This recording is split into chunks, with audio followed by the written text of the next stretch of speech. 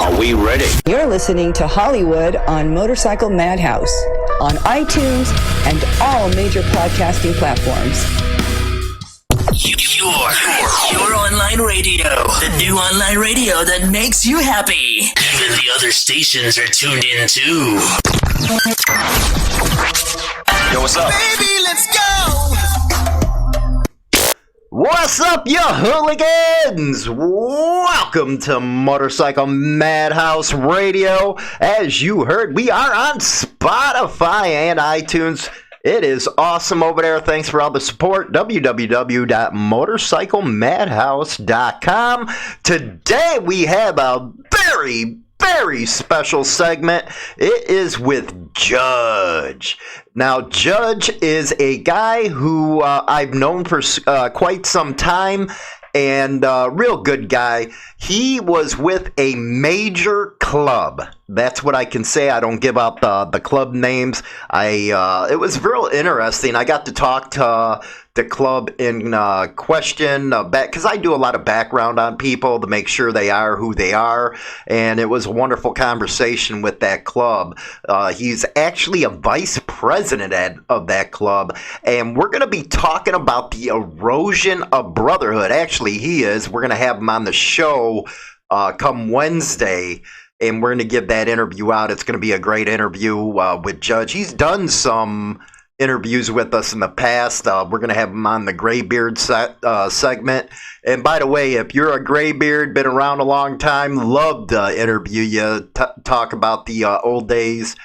And yeah, I wish I lived in the old days, man, like the 60s, 70s, 80s. I came in the 90s, so it was just starting to change with all the rubs and stuff like that. But one of the subjects on this segment's gonna be the erosion of brotherhood, and I cannot find anybody better than to ask Judge about this subject because he was in one of the major clubs. And he lived it, man. So let's go to that segment. And afterwards, we're going to be talking about, I touched on this before about motorcycle clubs in the neighborhoods and stuff and what it used to mean. Because everybody knows crime goes down when a clubhouse comes in. But that's going to be on the next segment. Hi, everybody. For those of you that don't know me, my name is Judge.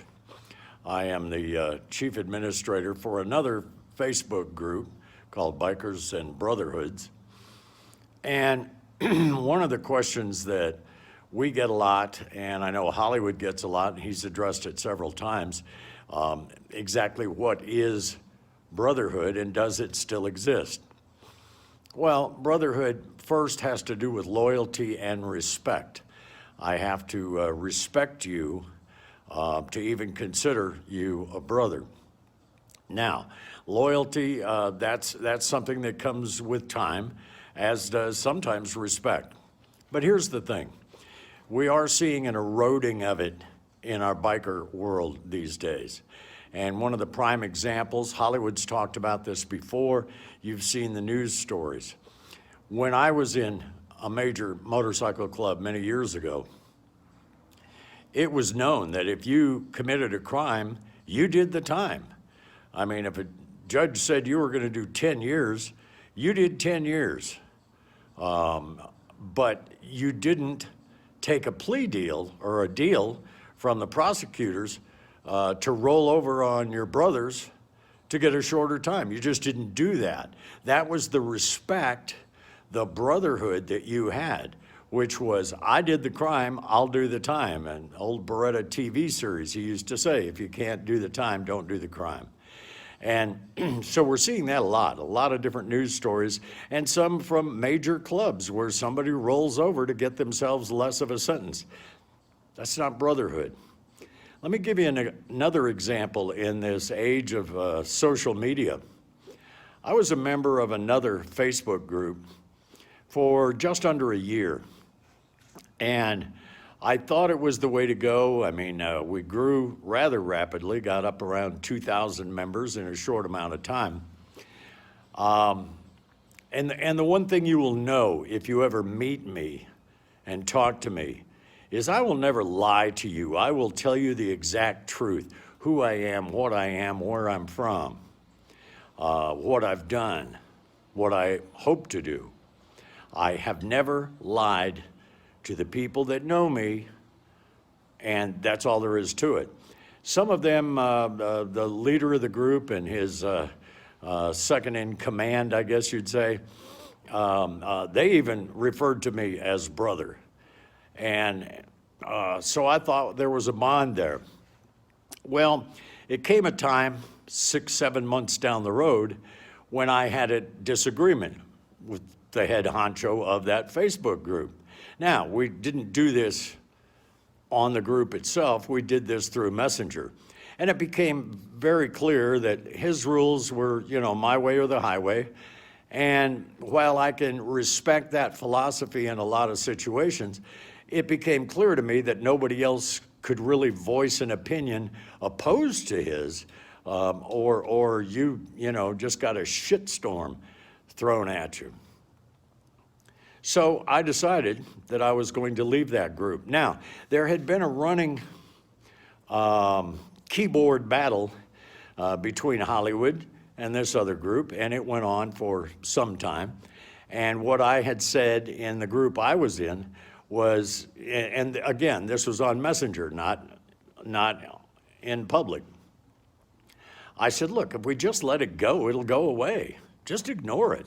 Because that's sometimes the best way to get rid of somebody who's being antagonistic is just ignore them. Well, I was chastised for that opinion, and I realized I'm not going to get anywhere in this group if I don't have any kind of opinion, or if I'm not allowed to have any kind of opinion other than just walking in lockstep with fearless leader. So I dropped out of the group. Now, here's where that word brotherhood got watered down. First of all, let me say that while I was in that group, I had no communications with Hollywood whatsoever. I followed, I'd watch videos on Insane Throttle or whatever so that I knew exactly what they were carping about back and forth. But I never had any communication with him at all. In fact, the first time I reached out to Hollywood was a month or so after I left that other group. And I just reached out to him to tell him I had left them, that I realized the direction that I felt they were going, and that it was wrong. And he welcomed me aboard, but not right away. Let me tell you what Hollywood did. He did a little background search on me. He contacted some members of the club I rode with, and the club I was a chapter vice president of, and they verified everything that I had said. And so the reason I mention that is because we had had several people in the other group that were messaging Hollywood with videos or whatever that we had posted over there, and then he would respond, and you can see how it got going there.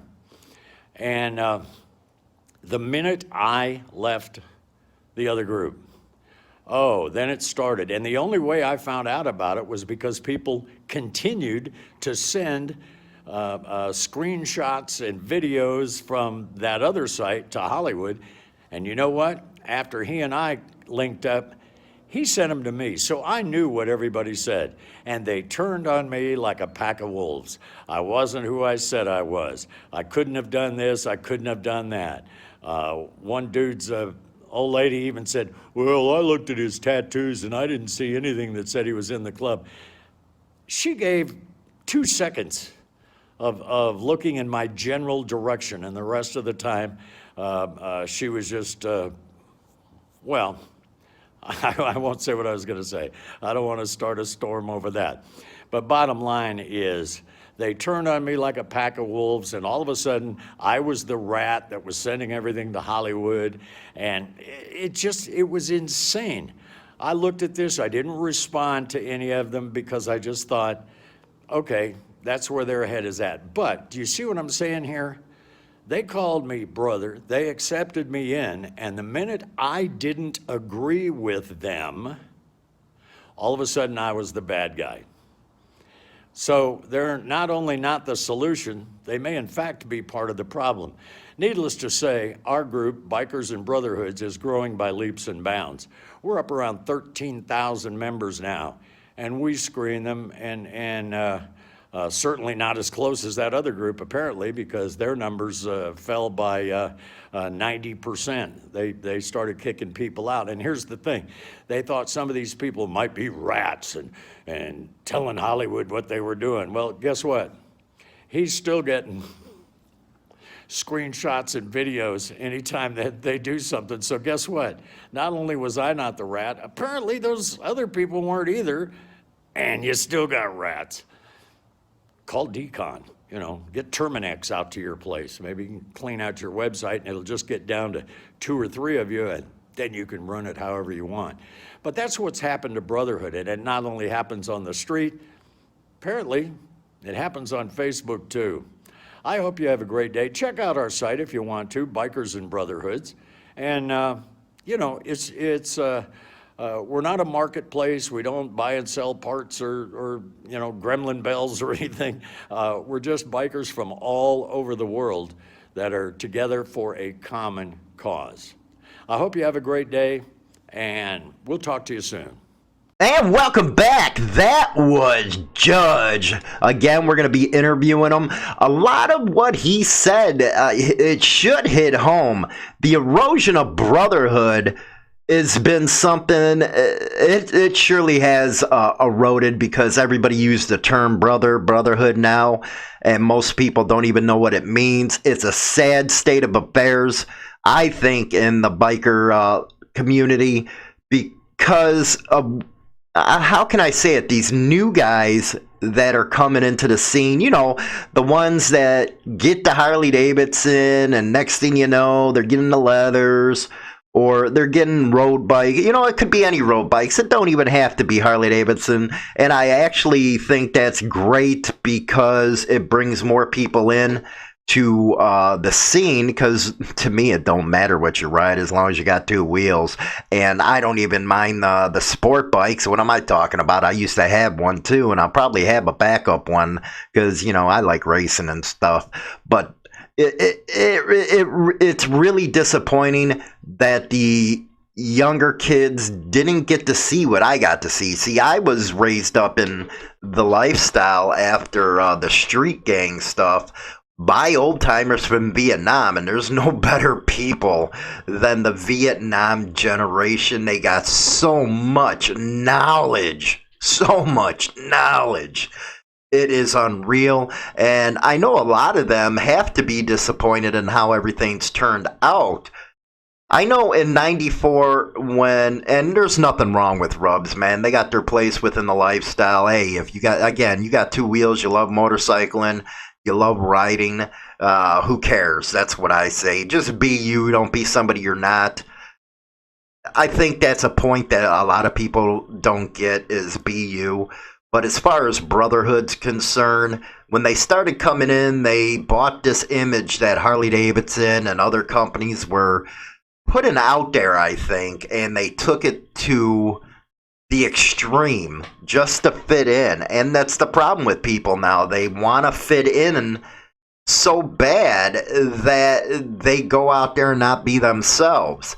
I always thought, with the like Hog stuff, it's great organization and stuff, but I believe that Harley Davidson uses it to sell their motorcycles, or to keep.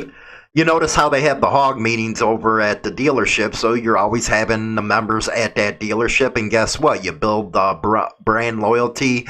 You also sell a lot of stuff, man. Everything from the apparel to motorcycle parts. Basically, them being in there all the time, maybe they'll get a 10% discount or something, but it just is a big thing that the manufacturer made up. And it goes all the way back to the beginning, because that's a lot of the riding clubs started out was through the manufacturers. Again, it's a great marketing deal, I believe. But the thing about it is they're pushing this image, and you got people out there that, were never taught that brotherhood meant something. it wasn't just a word. It wasn't just an image. It meant something to people. And I think that's what goes along to what Judge was talking about. You know, I know Facebook groups are Facebook groups, but I know that Judge went and met a couple of these people, and he had a good time from what he said. But then all of a sudden, because he started talking with Insane Throttle again, they black-eyed him, man. They blackballed him. They were accusing him of being a rat. Do you imagine that, a rat? Somebody in a Facebook group's a rat, I guess, because they were putting out the news to us. They were giving us news. So we reported on it, especially with who the guy was that's running this damn thing. And I truly believe, it's I'm not going to even get into the group part, but it's hypocritical with a lot of the stuff they talk about, especially knowing who the guy is and how he goes about stuff. Let's just put it that way. Just like Judge said, hey, if you got an opinion, you don't get to express it unless it's his opinion. Everybody knows on Insane Throttle, man, I don't censor people. I let you go through with what you guys got to say, wrong or not wrong, or somewhere in the middle. You get to express your opinions. I'm not going to go out there and bash you for it or call you a rat. It was actually in this group, they asked a question, I guess, do you follow Insane Throttle? Man, talk about freaking paranoia, man. That's funny stuff. Have to ask a question for a Facebook group, and it is a Facebook group. I do think that they got their places now because of the internet stuff. It's a great way to network. It's a great way to go out and meet people and ride, man. I know that's what Judge's group's about is, some of the guys locally, wherever they are, get together and go ride. So it's a great thing. But when you take it to the extreme where you're trying to educate people on stuff, and you're starting to, for one, how do you educate people without having differences of opinion, especially with a guy who rode with a major 1%er club back in the day when it was back in the day, man. He went through some stuff, Vietnam, the whole 9 yards, and here you don't think you can give an opinion to a guy with that kind of credentials. You are freaking stupid and a moron. What I love is debate. I love when debate is out there because it helps solve problems. Now, a lot of my positions people don't agree with, and again, it's not gospel when it comes to me. It's just an opinion, and opinion are like assholes. Everybody has one. And I think that's hopefully what people take out of what I do is, the best to my knowledge, I give the opinion. If I report something messed up, or if it gets, an opinion might be wrong or whatever, I'll make sure to correct that opinion, where a lot of people don't want to do that. They got this pride issue, or they got this smugness that they believe that they got to keep up, and they're just not being real. And that's the problem with people not being real these days. So I think the erosion of brotherhood has to do with that. I think it has to do with a lot of these new jacks coming in, thinking, I call them the Sons of Anarchy generation. They think that's how it's supposed to be. If you noticed in that show, I used to cringe, brother this, brother that, brother this. I think they went real overboard with that. And let's face it, entertainment usually hits on the streets, man. People get these ideals that just ain't real. It's not real. Brothers, you should call maybe a handful of them. I know with brotherhood or brother, I won't call anybody that unless I know them a very long time. Went through some stuff. That's what proves brotherhood. So when Judge went to this gathering, they were all calling him brother. They were all loving him to death. Then you have, the disagreements. Then all of a sudden he ain't a brother. See how quick that actually goes? to the wayside? Well, I was just calling you brother last week, then all of a sudden you don't agree with me, so now you're not a brother, now you're a rat. You actually, like he was talking about, some woman, I guess, seen him at this gathering and said, well, you're not who you are, after he left the group. Well, it's kind of funny if you know who we know at Insane Throttle and can verify it. This dude's 100% real. And they actually laughed on the other side of the line when I said, hey, man, this is what's being said. Is this dude, was he a VP? And they said, you damn right he was, and he's one of the most stand-up freaking guys there are. And I'm not just saying that because I like Judge. This came from them. One of the things a lot of people don't realize is we do have contacts within them club scenes all over the world, and we'd find out real quick who's who. So once they verified them, that's when I brought Judge back and all that good stuff. And it was just the stories you heard. How it used to be, how brotherhood used to really be. So it was kind of upsetting that happened to him. But hey, that's the world we live in now. If somebody wants to put it to where their only opinion matters, well, they're a bunch of morons and idiots, and they really have no life. If that's the kind of stuff you got to do on these Facebook groups, yeah, right. Whatever, man. Again, they have some of their place, but most of the time, you're going to find some fake people on these groups. That's why I think I like how Judge does his group. He verifies people, make sure who they are.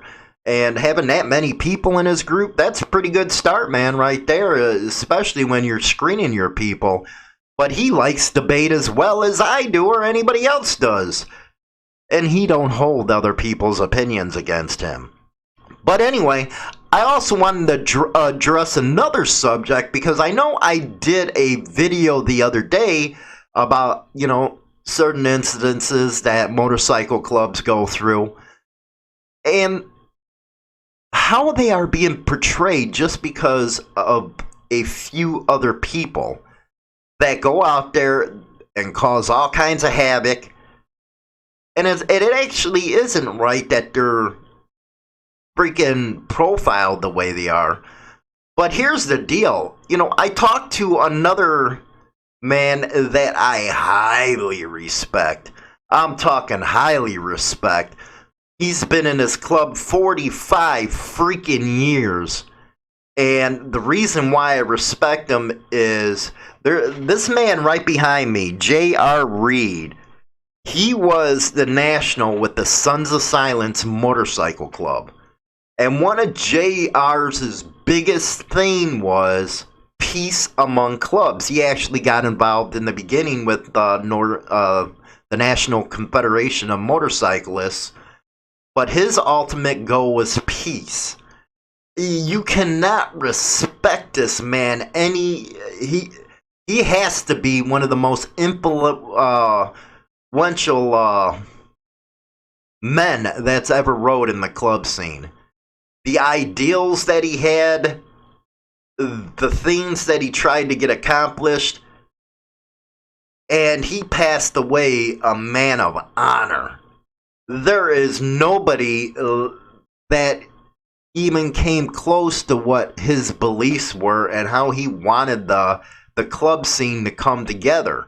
So you can have nothing but respect for that man. But anyway, I was talking to this fella, and again, I don't mention names and all that crap, but the ideals were just like JR's. And you can tell it was sincere. A lot of people nowadays, you can tell if they're sincere or not. But this man is sincere, and man, have I learned so much from him. But anyway, we got talking about how it used to be in the old days, especially with Leo. It used to have a time when the Leo and actually the clubs worked to, make sure there was an understanding. He told me a story where a county sheriff, where he actually he came up on him, and this dude's, actually he was a deputy at a time, new deputy, came up on, the guy came up on this new deputy, and he was over there banging the sheriff's wife. So the deputy pulled him over and said, well, how much is this going to cost me? What you need from me? He says, what are you talking about? Well, what are you going to do? What do I have to do to get out of this? I don't know what you're talking about. Am I under arrest or am I getting a ticket? And the cop says, well, no. Okay. But then again, he said, well, what do I have to do? He says, I don't know what you're talking about. If I'm not under arrest or I'm not getting a ticket, I'm leaving. So it ended like that. A few years later, they put a clubhouse in an area, and by that time, this deputy became sheriff. Put a clubhouse in the area, and everybody knows when a motorcycle club puts a clubhouse in somebody's area, crime just plummets, man. Because motorcycle clubs do not allow that kind of stuff around them. And I can speak for this in Chicago. The North Side clubhouse of the AOA was not in the best of the area. And by the way, that was a legendary clubhouse. It wasn't in the best area. But you know what? It had to be a couple blocks of that clubhouse. Nothing was allowed to pop off. Nothing. Nobody messed around. And, little old ladies, like, this one guy said, actually came to the clubhouse and thanked them. He was talking about how the older ladies used to come, bring cookies during a party, and then you had to try to get them to leave because they had that twinkle in their eye and stuff. And the club members like, hey, okay, thanks for the cookies. You know how they get with that kind of stuff when you see older women. But the neighborhood was safe, and what actually happened was they were in a rural area. Some people complained to the sheriffs, but he always was against them, especially when a DEA and ATF were investigating them. He went straight up to him, says, we never have any problem with these guys, none. And he went on to say, we actually tell people, if you're in a situation, call and because 911 in a rural area, it takes some time for these people to get there. So they said, here's their here's their clubhouse number, call them, and they'll be able to get to you faster than we can. Can you imagine hearing that today? Back then, again, I've always said this, the older cops were the better cops because there was always that understanding. They never got a God complex when it came to bikers. Yeah, that started changing in the 90s, and there's always going to be them kind. But the older fellas, the older badges, man, they actually really got it. Now, for a sheriff to tell the townspeople, hey, it's going to take us a while to get to you, call this club, that just shows you the, how can I say it, the cooperation of keeping the community safe. Because he knew, and this club, you never crap in your own backyard, as it said. And that's why when a clubhouse moves into a neighborhood, it's gonna be safe. There ain't gonna be no dope dealing going on. There ain't gonna be no funny stuff going on within a radius of that clubhouse, because you don't crap in your backyard. So when I heard this story, I was like, man, I wish it was like that today. But he, also went on to say clubs sometimes bring it on themselves. He was talking about how, instead of the defense funds and stuff like that, they put out there, hey, if you get busted, you get busted. And they went on to say how much they were able to improve their club without having to pay attorney fees and stuff. So I think that is just a wonderful way of looking at it, and it cuts down on crap. It really does. When you have clubs going out there and you see members getting busted for dealing, especially meth, man, you heard how I was about meth. But you hear them dealing like that, And next thing you know, they get busted, and then what happens? You got the media, you got the cops, all busted on the club, and now all of a sudden they're the criminal organization when it was only a few people that did it. You know, the Mongols stuff. Their whole thing, their whole club got RICO'd. How is that even possible? There's a lot of great people in that club that go to work every morning, work hard. They just like partying harder. But you RICO a whole club over what a few people did because they were a part of a club at the time they did it?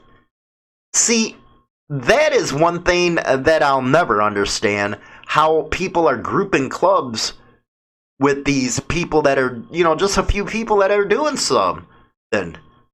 But then you get on the point, well, maybe the club should maybe make a bylaw, maybe should say, hey, you're on your own if this happens, or you're out on the street because we just don't need RICO anymore, or we just don't need the problems and the headaches anymore. That's what I think. Again, my opinions are just like everybody's assholes, but common sense has to start being made one of these days because it's just going to get worse. I think the difference between now and then, and why it seems like it's picked up a lot more now, is 24/7 access to information. And clubs haven't evolved to understand that. The information, as soon as something happens, 3 minutes later, boom, it's online. Or if something's going down, you got people all around you with cell phones and they're live on Facebook, YouTube, Instagram, or whatever. So the incident is well known before it's even over. But I think that's how profiling has gotten worse than it used to be, is because it's available right away. And Leo is using that to their advantage where the clubs are not. You'd think that the clubs, and I know they got a lot of smart people, most clubs are made up of veterans, for Christ's sake. You think they would put all this old way of thinking away and put their side of the story out. Now, I do know when clubs sit there and talk to the media, they do this, what we call sound bites. Sound bites. They'll mix it up the way they think it's going to sell their paper. So I can understand why, some clubs don't want to talk to the media because they always misrepresent what they have to say. But instead of just, with the PRs, what I would suggest is instead of the one paper that you're going to contact, get your story out to everything, man. Everything on the local, the state, the national level. Get that PR person working so at least it muddies up the water somewhat, because you're not going to have two exact articles, so that argument can be worked around where, yeah, the media might portray us as this or that, but citizens are not stupid. They're not. They do not buy into what a lot of the media is talking about or reporting on. It's called fake news, whatever you want to say it. Just look at how people, take motorcycle clubs out of the equation. Look how the media is looked at because of the reporting on all this impeachment crap. Donald Trump, it's bash him, even though he's doing some stuff that's good. But they'll go to lengths to actually try to demean him, and people see through that. That's why they're the lowest ratings that's ever been with the media. Nobody trusts them. So going that way to different publications, you're able to get it out there. Yeah, they might cut it up, but people are not stupid. A lot of citizens actually, they'll feel for the motorcycle clubs. They really do. I know after Waco it was that way. I think that's why Abel Reyna, 23 points in a landslide, he was kicked out of office and he was an incumbent. That is unheard of. Yeah, a lot of bikers got together and they really got out there to show what they were about, get out the vote. which personally I think everybody, bikers are not dumb. We can talk about politics. Yeah, you might not agree with my position or this guy's position, but we can debate it in an adult manner. I know a lot of people get upset when I bring up some politics stuff. Yeah, I know the old saying, religion and politics, don't talk about it. But bikers are not stupid. And bikers need to understand what's going on out there. But anyway, going back to this Waco thing, it was really interesting how the citizens started backing up the bikers. Everything from the way the investigation was handled to the way the money was spent. But Tommy Witherspoon did an excellent job of reporting with the Waco Tribune. And he took a down the middle approach. It was so down the middle that Abel Reyna or his spokespeople wouldn't even talk to Tommy. But you've seen what happens when bikers get together and use the media to their advantage. That's all I'm saying. All you have to do is look at that case or the case with the Mongols out in Denver, where the media was backing Iron Order, and all of a sudden a lot of information started to come out, and then Mongols did a news conference, and next thing you know, the media coverage is all against the cops. It's all against Iron Order, because Mongols were able to tie the Iron Order into Leo. And the media were like, wait a second, this is, you got a correction officer that shot somebody wearing colors. Yeah, it didn't work out too good for him. So that's that segment for now. Let me know your thoughts, man. I love the debates that always happen. I appreciate the support. I'll be back to close out the segment. Ladies and gentlemen, may I have your attention, please? Need your daily dose of biker news? Then what are you waiting for? Visit HarleyLiberty.com and keep up to date with all the happenings in the biker scene. And wait! There's more. Insane Throttle Biker News is now on Instagram. Come on over and give us a follow and get special video content not seen elsewhere on the net. Just type in Insane Throttle Biker News in the search bar. In your face, all over the place. We're online 24/7. 24/7.